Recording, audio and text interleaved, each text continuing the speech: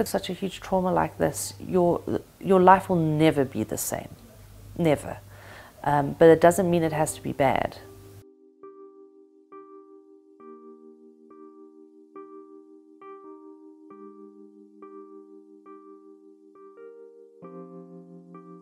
Before I knew it, they were through the door with a big rock. This massive boulder came through the door, and I just jumped onto the bed across both kids. They were still asleep, and I just started screaming, "I've got children, please, I've got children." And they paid no heed to that.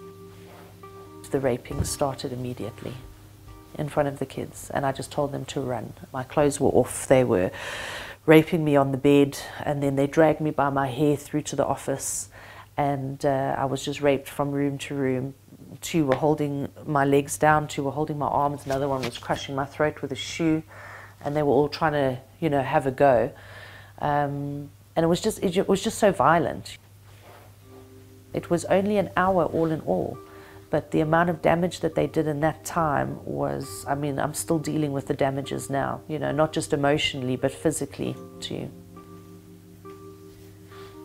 I was very conscious and aware that I would have to kind of get back into having a sexual relationship as soon as possible. I've always had a healthy sex life, and I didn't want these men to destroy that part of my life. The first time that I said, okay, let's give it a go, it's like breaking another barrier. And so obviously I was in my head a lot. It was very scary. You know, every time I closed my eyes for years afterwards, I would just have flashbacks of these men on top of me.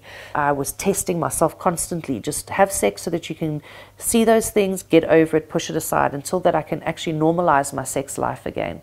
I think I was being far too hard on myself at the time. Definitely, I was just trying to be just too hard. Get over this now. Like, don't let anything get in your way. You're going to go back to your normal life. After that, yeah, I pretty much I stagnated and closed down. Yeah, it was like my self-image had been so destroyed.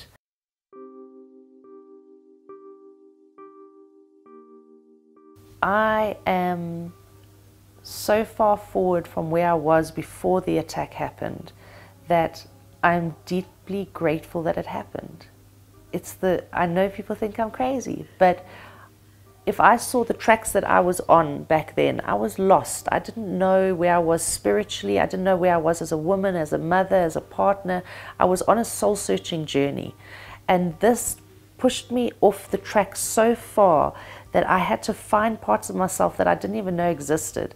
So having the actual experience has made me grow so much as a person, grow as a mother, and grow to a point now where I do have a happiness.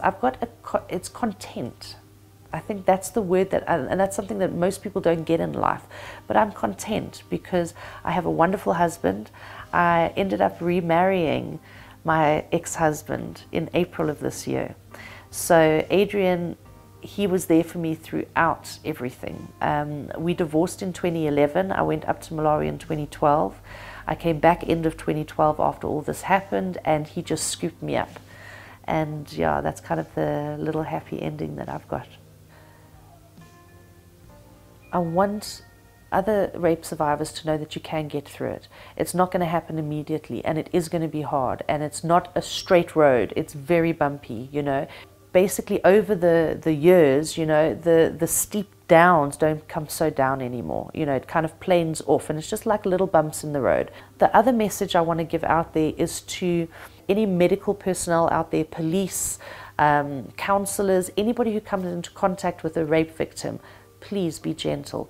Touch them, hold their hand, tell them that everything is going to be okay.